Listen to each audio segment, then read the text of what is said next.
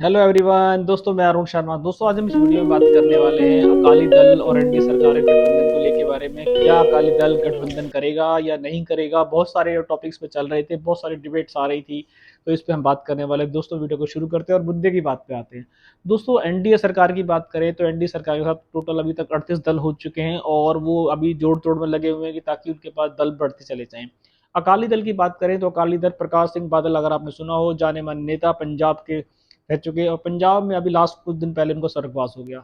अकाली दल हमेशा BJP NDA सरकार के साथ शामिल रही और जितने भी इलेक्शन पंजाब सरकार के साथ हुए उन्होंने उनके साथ में लड़ा।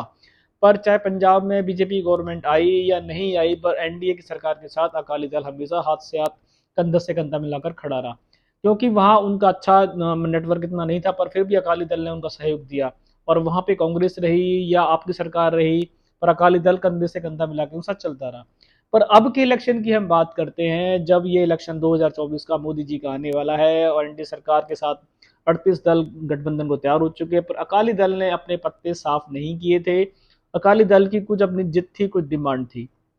लास्ट अगर बात करें, जब ये किसान आंदोलन हुआ, मोदी जी ने ये किसान का जो बिल था ये सदन में जब पारित किया, तो उस पारित में सुमृत कौर जो उनकी वाइफ हैं, उनके बहू प्रकाश सिंह बादल की जो उनके पोते की बहू है, उनके घर वालों ने काफी ऑब्जेक्शन के लिए कहा और उन्होंने ये कहा कि उनसे इस किसान बिल पर उनकी सहमति नहीं ली गई। और किसानों के साथ जब ये दुर्घटना होने लगी तो वो किसानों के साथ खुलकर आए और उन्होंने एनडीए सरकार के साथ में वो खड़े थे उसके साथ ही उन्होंने मोर्चा खोल दिया। प्रकाश सिंह बादल के परिवार ने खुलकर किसानों का साथ दिया, खुलकर एनडीए सरकार की आलोचना की और इसके साथ मोर्चा खोल दिया। इसमें उनका मुद्दा गर्म रहा। उन्होंने, प्रकाश सिंह बादल की सरकार, एनडीए अकाली दल ने, साफ शिरोमणि दल ने कहा कि जो किसानों के लिए आंदोलन ये जो चल रहा है ये सही नहीं है और सरकार को इसको जो इन्होंने केंद्र ने पारित किया है इसको वापस लेना चाहिए। पर एनडीए सरकार ने अकाली दल की बात को तवज्जो नहीं दी। वैसे तो उन्होंने किसी की बात को तवज्जो नहीं दी, पर उन्होंने अपने सहयोगी जो बहुत दिनों से अकाली दल चल रहा है उसको उन्होंने तवज्जो नहीं दी और अकाली दल इस पर भड़क उठा। अकाली दल ने उस टाइम तो इन्होंने कुछ नहीं कहा, पर इन्होंने कहा कि आने वाले समय में हम बीजेपी को सपोर्ट नहीं करेंगे।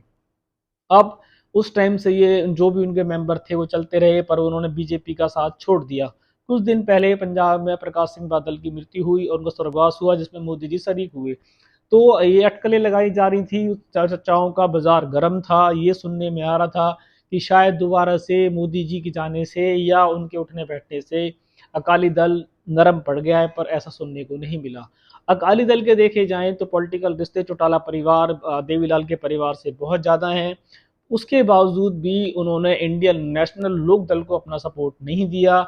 अगर उनके पोते की बात की जाए, दुष्यंत चौटाला के साथ भी, उनके पूरे परिवार के साथ उनके बहुत अच्छे अकाली दल के रिश्ते हैं, पर किसी भी तरीके से उन्होंने जेजेपी की नई पार्टी को भी सपोर्ट नहीं किया।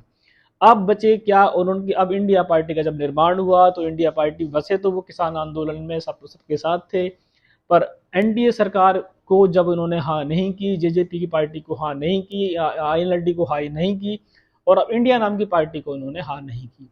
इससे बीजेपी में खलबली मच गई और पार्टी में खलबली मच गई कि चाहे अकाली दल किसी को सपोर्ट क्यों नहीं कर रहा है।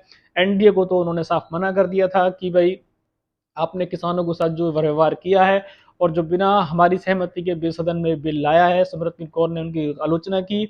प्रकाश सिंह बादल के पुत्र ने भी उनकी कड़ी आलोचना की और उनका कि हम एनडीए के सरकार नहीं खड़े हैं।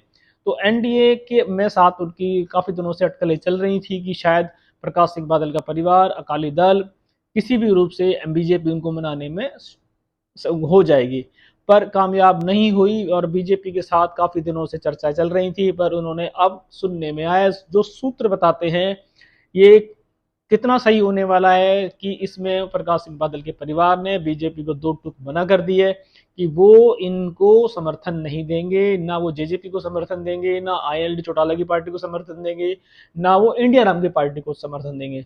अगर आप सुनेंगे तो आपके भौचक्के उड़ जाएंगे, वो सिर्फ मायावती की पार्टी को समर्थन देने को तैयार हुए हैं। उन्होंने साफ कह दिया है कि हमारा सिर्फ बीएसपी के साथ गठबंधन है।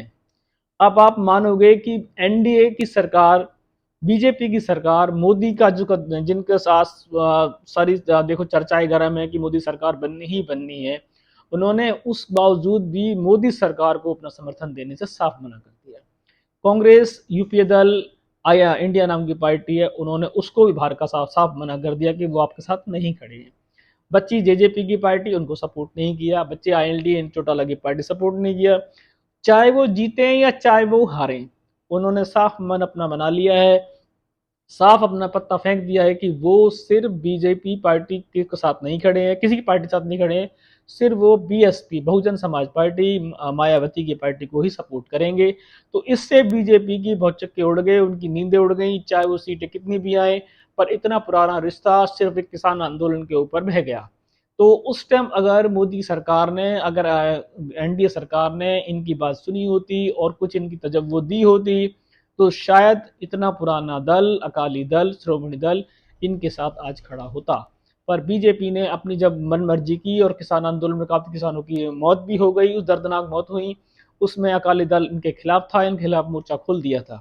उसका आज इनको भुगतान भरना पड़ रहा है कि अकाली दल, जो प्रकाश सिंह बादल का इतना पुराना दल इनके साथ खड़ा हुआ था, उसने इनका साथ छोड़ दिया है। तो उन्होंने अब किसी पार्टी को धोखे में नहीं रखा है, उन्होंने अपने सूत्रों के हवाले से खबर दे दी है कि वो 2024 का इलेक्शन जो लड़ेंगे, वो बहुजन समाज पार्टी श्री मायावती के साथ ही लड़ेंगे। दोस्तों, ये जो खबर चल रही थी, इस पे बीजेपी काफी दिनों से अपनी उठक बैठक कर रही थी, काफी पार्टियां उनको बनाने की कोशिश कर रही थी कि शायद वो हमारे साथ आ जाएं, पर उन्होंने अपना पत्ता साफ कर दिया है कि वो एनडीए सरकार के और इंडिया पार्टी के नाम के साथ नहीं जाएंगे, जाएंगे मायावती पार्टी के साथ जाएंगे। तो दोस्तों, ये डिबेट जो चल रही थी, अभी 2024 तक काफी सारी डिबेट्स आने वाली हैं, हर कोई अपना पत्ता फेंक रहा है, किस तरीके से चलेगा, क्या चलेगा, वो आपको समय समय पे मिलता रहेगा। हम किसी को ये लगता है कि हम 2 दिन में चैनल खड़ा करके आ गए, हमने आज से 10 साल पहले एजुकेशन में बहुत काम किया है, पर हमारा अब इस राजनीति की और पब्लिक तक ये मुद्दा पहुंचाने का मकसद हमारा सिर्फ यही है कि जब टीवी चैनल्स अपना काम करना छोड़ दें, पब्लिक को सिर्फ सीमा हैदर जैसे, अंजू जैसे बेतुके बयानों को में दिखाते रहें, और जो देश में जो ज्ञान चल रहा है, जिसकी जो पब्लिक को जरूरत है, चाहे वो मणिपुर जैसा कांड हो, पब्लिक को उस तक मुद्दे तक बात नहीं पहुंचाई जा रही है। तो हमने अभी अभियान चलाया है कि हम पब्लिक तक उनकी सच्चाई जो है उन तक पहुंचाएंगे। इसमें बहुत से लोग हमारे साथ जुड़े हैं, अगर आप भी हमारे साथ जुड़ना चाहते हैं तो हमारे चैनल पे बने रहें, सब्सक्राइब करें। अगर आपको लगता है कि आपको सही राजनीति की और सही सोच हमारे साथ मिल रही है तो आप चैनल से जुड़ें, अदरवाइज हम किसी को प्रेशराइज और लाइक के लिए फिल्म नहीं बनाते हैं। पर मीडिया की बात करें तो कुछ दिनों से मीडिया ने अपना जो सही रोल है वो करना बंद कर दिया था। जो हमने 10 साल एजुकेशन में दिए, एजुकेशन के बाद हमें लगा कि सही ज्ञान पब्लिक तक नहीं पहुंच रहा है, तो हमने अपने चैनल पे ये डिबेट लानी शुरू की।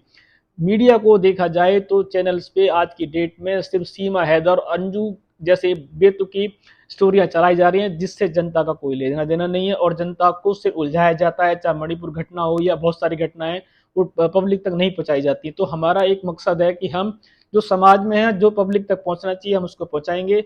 और अगर आपको सही लगता है तो हमारे चैनल से जुड़े। दोस्तों, इसी डिबेट के साथ बहुत सारी डिबेट आपको मिलेंगी, राजनीतिक विश्लेषण आपको मिलेगा।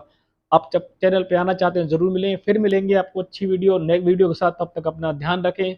नमस्कार दोस्तों।